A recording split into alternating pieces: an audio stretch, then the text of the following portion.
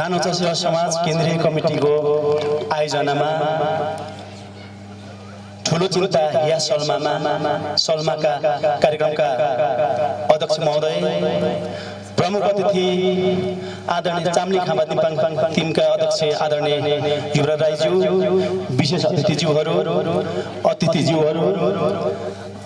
र सम्पूर्ण ठाउँबाट यस चिन्तालाई सफल पार्नका लागि उपस्थित हुनुभएका आदरणीय सम्पूर्ण मेरो दाजुभाइ तथा दिदीबहिनीहरूमा नमस्कार गर्दै स्वागत गर्न चाहन्छु। हामी अहिले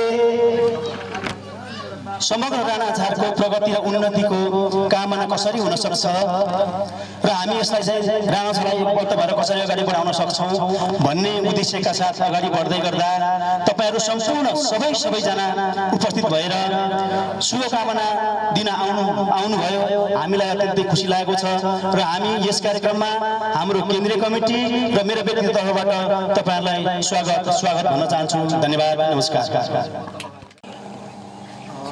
प्रमुख अतिथिज्यू,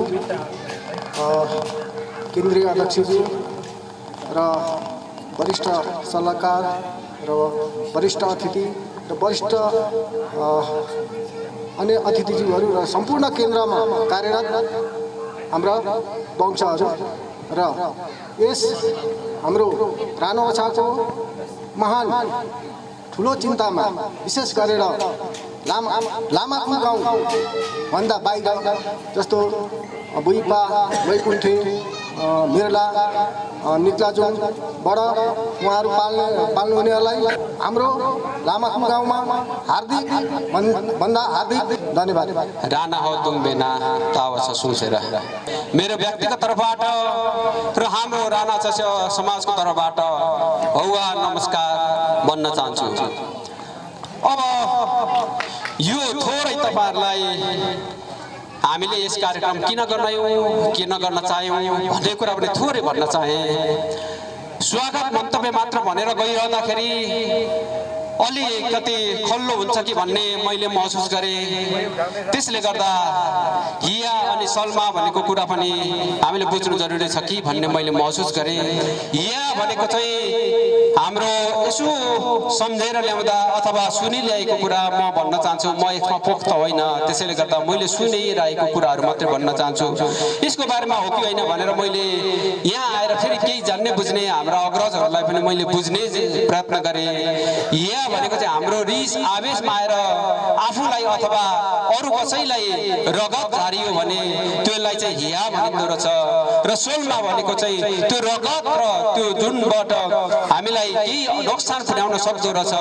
त्यसको लागि हामीलाई कुनै पनि केही ठुला जान्ने बुझ्ने भनौँ धामीहरूबाट नसुङहरूबाट उहाँहरूलाई पर पन्साएर अथवा हटाइदिनेलाई चाहिँ सोलमा अथवा सलमा भनिँदो रहेछ।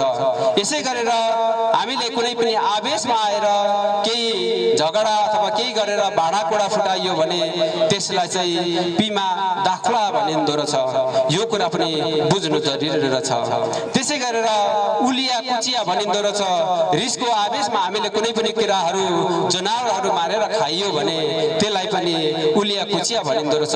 यो पनि हामीले जान्नु जरुरी रहेछ। यो कुरा अहिले हामीले जानेर बुझेर हामीहरू हाम्रो पुस्तामा राखेन भने र हाम्रो पुस्ताले दोस्रो पुस्तालाई हस्तान्तरण गरेन भने यो हाम्रो आस्था र संस्कारको कुरा खेरेर जान सक्छ कि भन्ने मैले महसुस गरेँ। अब यो कुराले हाम्रो आस्थाको कुरा हो, किनभने हामीले यो कुराहरू जान्दै गरिसकेपछि हामीले पक्कै पनि यो कार्य गर्यो भने हामी सबै वंशजहरू एकै हुन सकिन्छ। त्यसैले मैले या सल्माको आजको प्रमुख कार्य भनेको हामीले योभन्दा अगाडि जानी अनजानमा केही कुराहरू गर्यौं होला, जस्तै बिमा दाखला अथवा या गर्यौं होला। त्यो कुरालाई आज हामीले हटाइदिनुस् है भनेर हामीले बिन्ती गरेका छौं र उहाँ हामीले नछौं ल्याएर आज पक्कै पनि त्यो काम पूरा गरिदिनुहुन्छ भन्ने हामी सम्पूर्णले विश्वास गरेका छौं।